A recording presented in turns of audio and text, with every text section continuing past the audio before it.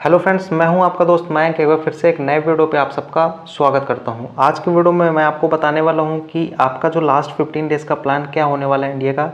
Definitely इस video से आपको काफ़ी ज़्यादा बेनिफिट मिलेगा। अगर आप इस स्ट्रेटजी को फॉलो करते हैं तो 100% आपको आपके जो मार्क्स हैं वो एग्ज़ाम में इंक्रीज़ होंगे ही होंगे 100%।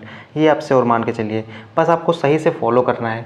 क्योंकि ध्यान रखना, इस स्ट्रेटजी को आप कभी भी शुरू के टाइम पे मत फॉलो करना, यानी कि जब आपके पास सफिशिएंट टाइम हो। ये स्ट्रेटजी स्पेशली फॉर बनाई गई है लास्ट डेज के लिए, जब आपके पास लास्ट 15 डेज़ मान लीजिए बचते हैं। अभी आपके पास 15 डेज़ से ज़्यादा है, लेकिन मैं मान के चल रहा हूँ 15 डेज़, क्योंकि अभी रक्षाबंधन चल रहा है और रक्षाबंधन में आपके 2-3 दिन निकल जाएंगे। फिर उसके बाद आपका एग्जाम से 2-3 दिन पहले स्टूडेंट पढ़ते नहीं है और 15 अगस्त भी आने वाला है, तो 1-2 दिन निकल जाएंगे। तो मैं मान के चल रहा हूँ कि आपके पास मोटा मोटा 15 डेज़ हैं, ठीक है। 15 दिनों के हिसाब से मैं आपको कुछ बताने वाला हूँ। अगर आप उसको फॉलो करते हैं तो 100% मान के चलिए आपको बेनिफिट मिलेगा। खुद पे भी मैंने अप्लाई किया है एंड बाकी स्टूडेंट्स को भी बेनिफिट मिला है।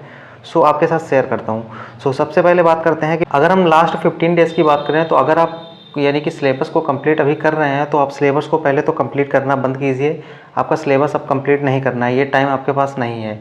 अब आपको करना क्या है, लास्ट के 15 डेज़ बचे हैं, मैं यहाँ पे इसको 3-3 दिन के पार्ट्स में डिवाइड करता हूँ, तो लगभग 5 पार्ट्स आपके पास आ जाएंगे। अब मैं 3 दिन के पार्ट्स में क्यों डिवाइड कर रहा हूँ, यहाँ पे आपको यहाँ पे 3 दिन में एक मॉक देना है। 3 दिन में एक मॉक नहीं देना है, किस हिसाब से देना है मैं आपको ये बता देता हूँ। पहले दिन पे आपको क्या करना है, जो पहला दिन होगा इस दिन पे आपको पूरा मॉक देना है, ठीक। यानी कि जो भी आपका मैथ का पूरा मॉक है और जो जीएटी का है, टोटल 5 घंटे का मॉक होता है, आपको पता होगा। तो ये मॉक आपको देना है, ठीक है, पूरा। फिर उसके बाद सेकंड डे पे आप करना है, मैं यहाँ पे मिनिमम सफिशिएंसी बता रहा हूँ। अगर आपकी कैपेबिलिटी ज़्यादा है आप ज़्यादा कर सकते हैं, लेकिन मैं इतना तो आपको करना ही पड़ेगा जो आपके लिए, मतलब कि अगर मार्क्स इंक्रीज़ करने हैं तो इतना तो पढ़ना ही पड़ेगा, ठीक है। तो सेकंड डे पे आपको क्या करना है, जो भी मॉक टेस्ट आपने दिया है उसका पूरा एनालिसिस करना है। यानी कि पूरे मॉक्स में कौन कौन से क्वेश्चन आपके गलत हुए उनको फिर से देखना है, फिर से लगाना है। जितने भी क्वेश्चंस हैं और जिन चैप्टर्स के जितने भी हाल टोटल पूरे, यानी कि जितने भी क्वेश्चन मैथ के हैं, जितने भी क्वेश्चन जीएटी के हैं, वो सारे आपको लगाने हैं। तो सेकंड डे पे आपका ये प्रोसीजर हो गया। जो थर्ड डे आपका होगा, इस थर्ड डे पे आपको क्या करना है, इस थर्ड डे पे आपको करना है कि जिस भी चैप्टर से आपके क्वेश्चन ज़्यादा गलत हो रहे हैं उस चैप्टर को एक बार रिवाइज़ कर लेना है। एक दिन के टाइम, ज़्यादा नहीं देना है, सिर्फ एक दिन में आप जल्दी से रिवाइज़ कर लेना। ध्यान रखना इसमें एक चीज़ का कि आपको जीएटी के चैप्टर्स को ज़्यादा रिवाइज़ नहीं करना। जीएटी का मतलब स्पेशली फॉर जीएस, यानी हिस्ट्री ज्योग्राफी। अगर मान लीजिए यहाँ पे कुछ स्टूडेंट्स होंगे जो आर्ट्स बैकग्राउंड से होंगे, जिनका हिस्ट्री ज्योग्राफी अच्छा होगा, तो उनके लिए नहीं है, वो लोग उसका रिवाइज़ करेंगे और फिजिक्स केमिस्ट्री को कम रिवाइज़ करेंगे। मतलब मेरा कहने का ये मतलब है कि अगर मान लीजिए आप साइंस बैकग्राउंड से हैं तो आप फिजिक्स केमिस्ट्री को ज़्यादा रिवाइज़ करेंगे, और जो हिस्ट्री ज्योग्राफी है इनको आप जो क्वेश्चंस इनके चैप्टर्स का रिवीजन आपको नहीं करना है, सिर्फ आप क्वेश्चंस का रिवीजन करेंगे। क्योंकि लास्ट टाइम पे आप पढ़ के वहाँ पे हिस्ट्री ज्योग्राफी के क्वेश्चन अटेम्प्ट नहीं कर पाएंगे, ये आपको भी पता होगा अगर आपने पहले भी एग्ज़ाम दिया होगा। अब दूसरी बात करते हैं, जो लोग आर्ट्स बैकग्राउंड से हैं तो उनका जो जीएस वाला पोर्शन है वो मजबूत होता है और फिजिक्स का पोर्शन, फिजिक्स केमिस्ट्री का पोर्शन कंप्लीट कम होता है, तो इस वजह से उनको जीएस के पोर्शन पे ज़्यादा वर्क करना है, ठीक है। तो मैंने 3 दिन में जो मैंने शेड्यूल बताया है कि पहले दिन आपको पूरा मॉक दे देना है, सेकंड डे पे आप मॉक का जो जितने भी क्वेश्चन है उनको लगाना है, और उसके अलावा जो आप रिवीजन कर पाएँ वो कर पाएँ, ठीक। लेकिन तीसरे दिन आपको उस चैप्टर के, जिस चैप्टर से क्वेश्चन ज़्यादा गलत हो रहे हैं उस चैप्टर को एक बार रिवाइज़ कर लेना है, फार्मूले रिवाइज़ कर लेना है, इतना करना है, ठीक है। ये एक मॉक आपका हो गया। मिनिमम आपको 5 मॉक जरूर देने हैं अभी से एग्ज़ाम तक। वैसे अभी आपके पास ज़्यादा टाइम है तो आप 6 मॉक तक दे सकते हैं, लेकिन 5 तो मिनिमम आपको देने ही देने हैं। और 5 का मैंने किस हिसाब से मॉक को अटेम्प्ट करना है, जो सही तरीका होता है वो मैंने आपके साथ शेयर कर दिया लास्ट टाइम पे, और 100% आपके मार्क्स इंक्रीज़ होंगे। ध्यान रखना कि ये मैं मिनिमम बता रहा हूँ, इसके अलावा आप जितना पढ़ सकते हैं, मतलब कि ये मान के चलिए 15 दिन 20 दिन बच्चे हैं तो आप जितना कोशिश कर रहे हैं ज़्यादा से ज़्यादा पढ़ने का। अगर हम, बहुत सारे लोग पूछते हैं कि कितने घंटे पढ़ें, तो मैं ये मान के चल रहा हूँ मिनिमम आप 7 से 8 घंटे तो दे ही पक्का। अगर इससे कम पढ़ रहे हैं तो फिर आपको प्रॉब्लम होगी, आपके मार्क्स कम आएंगे, प्रॉब्लम क्या होगी, यही सी बात है। और आपको ज़्यादा से ज़्यादा पढ़ना है। अब 8 से 10 भी कर सकते हैं, कोई बड़ी बात नहीं है। लास्ट 15 डेज़ ही बचे हैं आपके पास, तो जितना ज़्यादा अभी मेहनत कर लेंगे उतना ज़्यादा स्कोर आपका आएगा।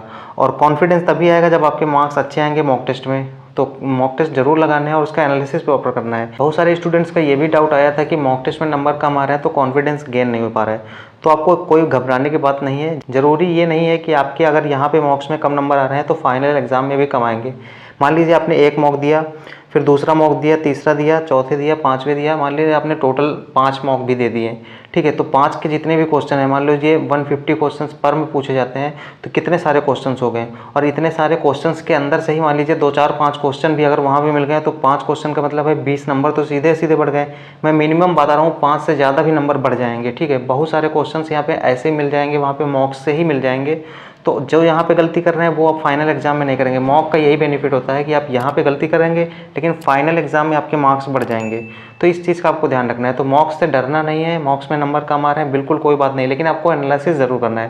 प्रॉब्लम्स केवल उन्हीं स्टूडेंट्स के साथ होती है जो लोग मॉक टेस्ट लगाते हैं लेकिन उसका एनालिसिस नहीं करते, उसके सवाल फिर से नहीं लगाते हैं, बस केवल वो अटेम्प्ट कर देते हैं। तो उससे कोई बेनिफिट नहीं मिलता है, आपको अटेम्प्ट करने में कोई बेनिफिट नहीं है, सिर्फ जब तक आप उसका एनालिसिस नहीं करते हैं। तो आपको एनालिसिस करना है। मैंने बता दिया कि 15 डेज पे आपको करना क्या है, 5 मॉक्स लगाने हैं। इनके बीच में जो डिफरेंस होना चाहिए वो 3-3 दिन का मिनिमम होना चाहिए, इतना ज़्यादा रिवीजन कर पाएँ। आपको कोई भी सिलेबस नहीं पढ़ना है कि आप किसी भी टीचर्स की क्लास अटेंड करें।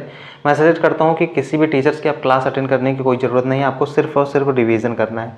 हाँ, आप मान लीजिए जैसे वन शॉट रिवीजन वगैरह रहते हैं तो आप चाहें तो कर सकते हैं, वो ईजी होंगे आप। लेकिन यहाँ पे आप मान लीजिए कि कोई टीचर सवाल करा रहा है तो आप वो मत कीजिए, क्योंकि वहाँ पे आपका टाइम ज़्यादा वेस्ट होगा। आप 1 घंटे में वहाँ पे 25 से 30 सवाल करेंगे, 40 सवाल करेंगे, लेकिन आप अपने मन से करेंगे तो अगर 40 सवाल करेंगे तो वो अपने मन से आपको दिमाग में फीड हो जाएंगे। किसी वीडियो से करेंगे तो वो उतना बेनिफिट नहीं मिलेगा। आई होप आप समझ रहे होंगे मैं क्या कहने की कोशिश कर रहा हूँ। और ये स्ट्रेटजी अगर आप लास्ट 15 डेज तक फॉलो करते रहते हैं तो आपको डेफिनेटली आपके मार्क्स इंक्रीज होंगे आपके एग्जाम में। आई होप आपका जो डाउट था कि 15 डेज में क्या कर सकते हैं, कैसे कर सकते हैं, और इससे 100% आपको बेनिफिट मिलेगा, तो मैंने आपके साथ शेयर कर दिया। फिर भी अगर कोई भी डाउट रहता है तो कमेंट बॉक्स में बता सकते हो। हाँ, आगे की जो अपडेट रहेगी, यानी कि क्या क्या आपको डॉक्यूमेंट्स ले जाने हैं, कैसे क्या क्या प्रोसीजर्स रहेंगे, वो सब वीडियोज़ आपको मिल जाएंगी। टेलीग्राम ग्रुप पे अगर आप नहीं जुड़े तो वहाँ पे जुड़ जाना, क्योंकि वहाँ पे भी मैं अपडेट आपको देता रहता हूँ। तो लिंक डिस्क्रिप्शन बॉक्स में अवेलेबल है, या फिर जाके आप टेलीग्राम पे सर्च कर लेंगे जेन्युइन बैंक ऑफिशियल। अगर आपका कोई पर्सनल क्वेरी, आप मुझे पर्सनल पूछना चाहते हैं कुछ, तो आप इंस्टाग्राम पे मुझे फॉलो कर सकते हैं। इंस्टाग्राम की आईडी है @genuinebank, या फिर लिंक डिस्क्रिप्शन बॉक्स में अवेलेबल है। सो आज के वीडियो में फिलहाल इतना रखते हैं। तब तक के लिए प्रिपरेशन करते रहिए, खुश रहिए, मुस्कुराते रहिए, और जय हिंद।